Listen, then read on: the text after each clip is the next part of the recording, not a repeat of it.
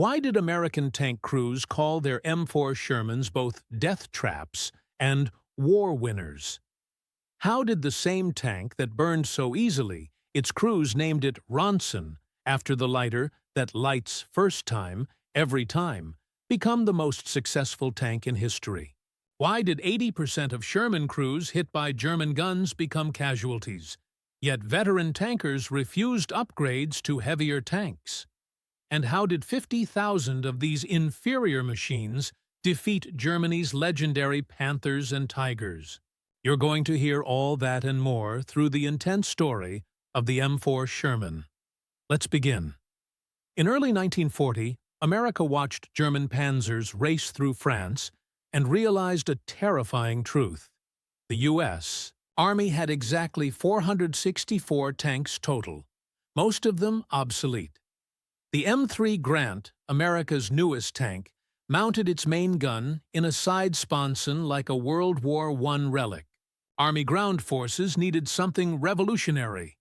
A tank that could be mass-produced like automobiles, maintained by farm mechanics, shipped across 2 oceans, and still fight.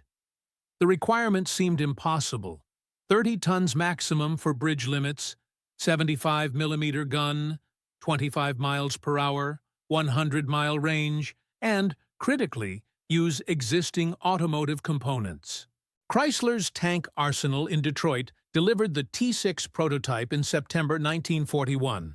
It weighed 30.3 tons, mounted a 75mm M3 gun in a fully rotating turret, used a reliable Wright Cyclone aircraft engine, and incorporated something revolutionary: completely interchangeable parts. Any Sherman transmission could fit any Sherman hull. Tracks, bogies, even turrets were standardized across all manufacturers. The Army designated it M4 Medium Tank. They didn't know it at the time, but they had just created the most produced tank in Western history. It didn't take long for it to see combat. British Shermans fought at El Alamein in October 1942, and the results were enough to get the attention of high command. Sherman's 75mm gun could destroy any Axis tank at typical combat ranges, 500 to 800 meters. The gyro stabilizer let it fire accurately while moving, something no German tank could do. Mechanical reliability was extraordinary, 96% operational rate versus Panzerv's 62%. But no one fully realized just what they had in their hands yet, and how combat would transform both the tank and its reputation. You never know what you might come upon on the battlefield. And in Tunisia, American tankers met their first Tiger tanks. The 88mm gun could penetrate Sherman's 50mm frontal armor at 2,000 meters. Sherman's 75mm bounced off Tiger's front at point-blank range. But here's where it gets interesting. Colonel Creighton Abrams proved just how effective Shermans could be when he used speed and numbers.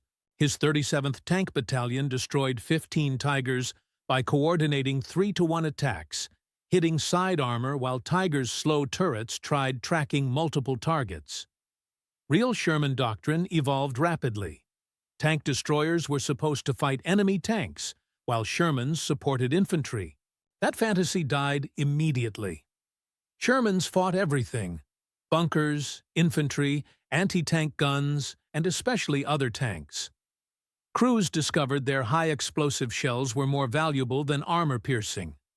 In Normandy, Shermans fired 28 1T rounds for every AP round. They were mobile artillery, not tank duelers. By this time, they were further refining them with battlefield modifications. Sherman M4A1 introduced a cast hull for faster production, 6,281 built. M4A2 used twin diesel engines when gasoline engines ran short, 8,053 built to Soviet specifications. M4A3 got the Ford GAA engine, most powerful and reliable, 11,424 built. Most importantly, the 76mm gun version that could finally penetrate Panther armor. But only 2,300 were ready by D-Day.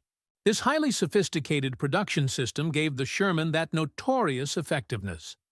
While Germany hand-fitted each Tiger's parts, America produced Shermans on 3 shifts, 24 hours daily. Chrysler's Detroit arsenal alone built 18,000 tanks, one every 4.5 hours. Total production reached 49,234 Shermans versus 1,347 Tiger tanks ever built. The mathematics of war, not individual superiority. The dark thing is that as war progressed, Sherman crews paid an increasingly steep price. When a Sherman was penetrated, it had 3 seconds before ammunition cooked off. 3 seconds. The loader and gunner, sitting next to 90 rounds of ammunition, had almost no chance. Driver and assistant driver, trapped behind transmission, equally doomed. Only commanders regularly survived, standing in open hatches. A well-trained crew could evacuate in 7 seconds if unbuttoned, but by 1944, most crews were replacements with 6 weeks' training. German veterans waited specifically for Shermans to close within 500 meters, guaranteeing first-round kills. One Panther at Aracourt destroyed 9 Shermans in 10 minutes. The 3rd Armored Division replaced 1,348 Shermans, 300% losses. Average Sherman in Europe lasted 45 days. Their crews would pay a steep price for manning such a weapon. Of 5 crew members, statistics showed 1.2 survived a penetrating hit, 80% casualty rate. Burns were so common that tankers removed all unit patches. Melted insignia had to be cut out of flesh. Tank ace Lafayette Poole described reality. "We weren't tank crews. We were ammunition surrounded by thin armor, waiting to burn." Life expectancy: 6 weeks for replacement crews arriving after D-Day. Veterans knew the truth. Staff Sergeant Rains recorded, "We loved our tank for its reliability, hated it for burning.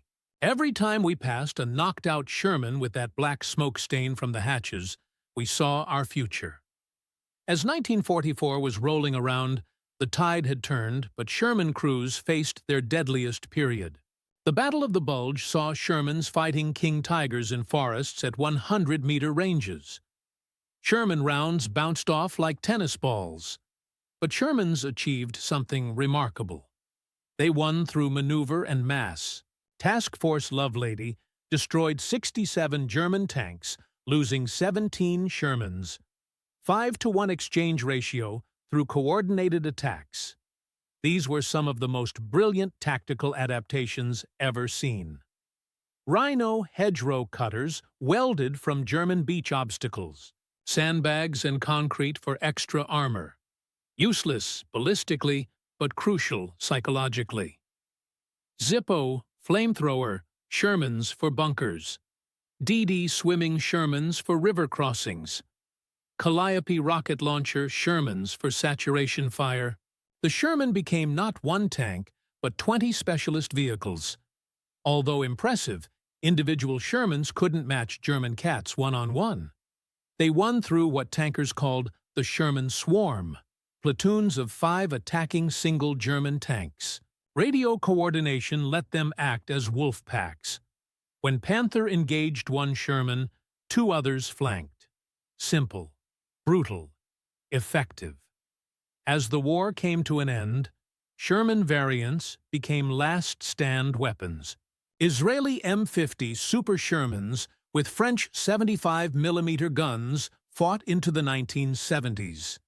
M51 Ishermans destroyed T-62s in 1973, World War II tanks killing Cold War armor.